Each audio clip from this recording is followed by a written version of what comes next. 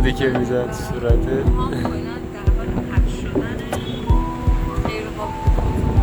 فوق‌العاده است.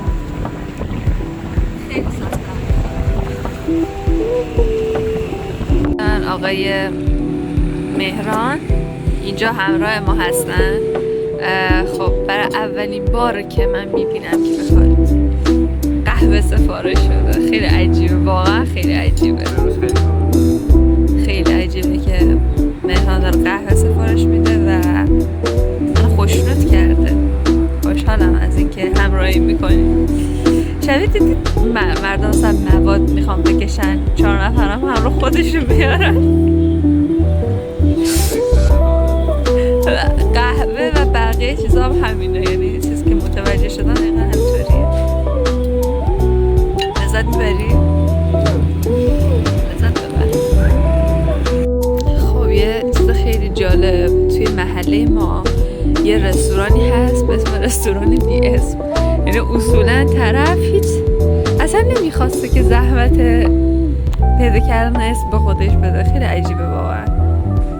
خب ما داریم میریم پارک زیتون. حالا پارک زیتون کجاه؟ پارک زیتون پارکی هستش که ما وقتی که خیلی کوچولو بودیم، من و داداشم مامانم همیشه ما رو میبرد اونجا. حقیقتا خیلی داستان هست که بخوام تعریف کنم، خیلی دیگه طولانی میشه ویدیو و اینا دیگه. سر همین دیگه حالا یواش یواش با هم آشنا بشیم خیلی بهتره.